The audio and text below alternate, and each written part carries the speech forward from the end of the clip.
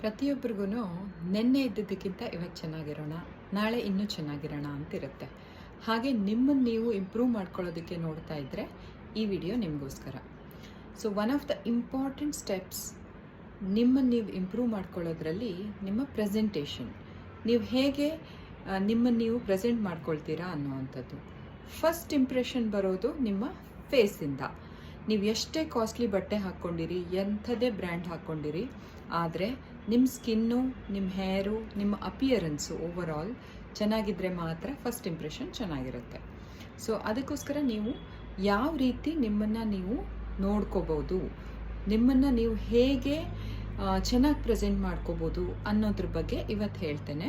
ನಾನು doctor Shilpa Bhat, skin and hair specialist. So ಹಾಗಾಗಿ ನನ್ನ ಸ್ಪೆಷಾಲಿಟಿ ಸ್ಕಿನ್ ಮತ್ತು ಹೇರ್ ಬಗ್ಗೆ. ಹಾಗಾಗಿ ನಿಮ್ಮ ಚರ್ಮ ಮತ್ತು ಹೇರ್ನ ಹೇಗೆ ಚೆನ್ನಾಗಿ ಪ್ರೆಸೆಂಟ್ ಮಾಡ್ಬೋದು ಅನ್ನೋದನ್ನು ಇವತ್ತು ಹೇಳ್ತೀನಿ. ಸೊ ಫಸ್ಟ್ ಥಿಂಗ್, ನಿಮ್ಮ ಹೇರಲ್ಲಿ ಸ್ಪ್ಲಿಟ್ ಎಂಡ್ಸ್ ಇರದೇ ಇರೋ ಹಂಗೆ ನೋಡ್ಕೊಳ್ಳಿ. ಹೇರು ಚೆನ್ನಾಗಿ ಗ್ರೂಮ್ ಆಗಿರಲಿ. ಹೇರ್ನ ಟ್ರಿಮ್ ಮಾಡಿಬಿಡಿ. ಯಾಕೆಂದರೆ ಹೇರ್ ಗ್ರೋತ್ ರೇಟ್ ಇದೆ ಅಲ್ಲ, ಅದು ಬೇರೆ ಬೇರೆ ಇರುತ್ತೆ. ಒಂದೊಂದು ಹೇರ್ದು ಒಂದೊಂದು ರೇಟ್ ಆಫ್ ಗ್ರೋತ್ ಇರುತ್ತೆ. ಹಾಗಾಗಿ ನೀವು ಸ್ವಲ್ಪ ದಿನ ಕಟ್ ಮಾಡಿ ಆದಮೇಲೆ ನಿಮಗೆ ಗೊತ್ತಾಗುತ್ತೆ ಅದು ಹೆಂಗೆಂಗೋ ಆಗಿರುತ್ತೆ ತುದಿ. ಸೊ ಆ ತುದಿನ ನೀಟಾಗಿ ಟ್ರಿಮ್ ಮಾಡಿಬಿಟ್ಟು ನಿಮ್ಮ ಹೇರ್ ಚೆನ್ನಾಗಿ ಗ್ರೂಮ್ ಆಗಿರೋ ಹಂಗೆ ನೋಡ್ಕೊಳ್ಳಿ. ನಿಮ್ಮ ಕೂದಲು ಬುಡ ಅನ್ಟಚ್ಡ್ ರೂಟ್ಸ್ ಇದ್ದರೆ, ಬೆಳಗಾಗಿದ್ದರೆ ಕೂದಲು, ಅದನ್ನು ಸ್ಯಾರಿ ಮಾಡ್ಕೊಳ್ಳಿ. ಸೊ ಅದನ್ನು ರೆಗ್ಯುಲರಾಗಿ ಟಚಪ್ ಮಾಡಿಕೊಂಡು ನಿಮ್ಮ ಹೇರ್ನ ನೀಟಾಗಿ ಇಟ್ಕೊಳ್ಳಿ. Next comes your face. ನಿಮ್ಮ ಫೇಸಲ್ಲಿ ಫಸ್ಟ್ ಥಿಂಗ್ ಈಸ್ ನಿಮ್ಮ ಚರ್ಮದ ಕ್ವಾಲಿಟಿ. ಸೊ ಚರ್ಮದ ಕ್ವಾಲಿಟಿಯಲ್ಲಿ ಏನು ನೋಡ್ತೇವೆ?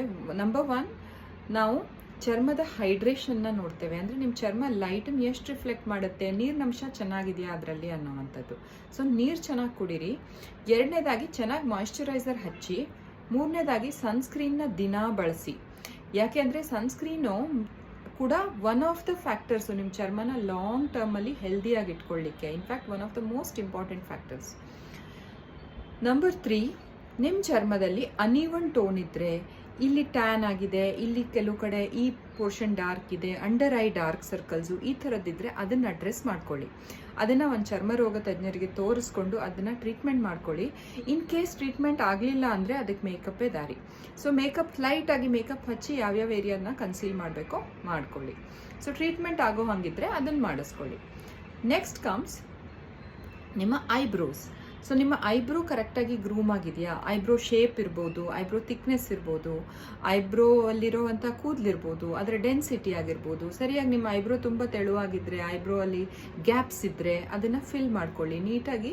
ನಿಮ್ಮ eyebrow and ice next point.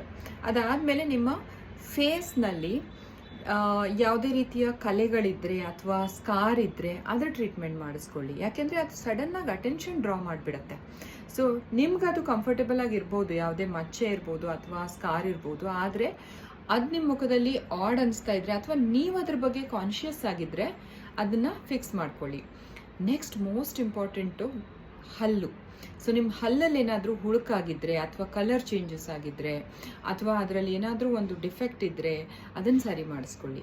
So ಫೇಸಲ್ಲಿ main ಇದಿಷ್ಟು. ಅದು ಬಿಟ್ಟರೆ ನಿಮ್ಮ ತುಟಿಗಳು ಕಪ್ಪಾಗಿದ್ದರೆ ಅದನ್ನು ಟ್ರೀಟ್ಮೆಂಟ್ ಮಾಡಿಸ್ಕೊಳ್ಳಿ. ಇಲ್ಲ ಕನ್ಸೀಲ್ ಮಾಡ್ಕೊಳ್ಳಿ, ಲಿಪ್ಸ್ಟಿಕ್ ಹಚ್ಕೊಳ್ಳಿ, ಏನಾದರೂ ಮಾಡಿ ನೀವು ಪ್ರೆಸೆಂಟೇಬಲ್ ಅಂತ ನಿಮ್ಮನ್ನು ನೀವು ಪ್ರೆಸೆಂಟ್ ಮಾಡ್ಕೊಳ್ಳುವಾಗ ಇದಿಷ್ಟು ಪಾಯಿಂಟ್ಸ್ನ ನೆನ್ಪಿಟ್ಕೊಳ್ಳಿ. ಸೊ ಈ ವಿಷಯ ನಿಮ್ಗೆ ಹೆಲ್ಪ್ ಆಗುತ್ತೆ ಅನ್ಕೋತೀನಿ. ನೆಕ್ಸ್ಟ್ ಇದೇ ಥರದ ಇನ್ನೊಂದು ವಿಡಿಯೋ ಜೊತೆ ಬರ್ತೀನಿ. ಅಲ್ಲಿವರೆಗೂ ಬಾಯ್, ಟೇಕ್ ಕೇರ್.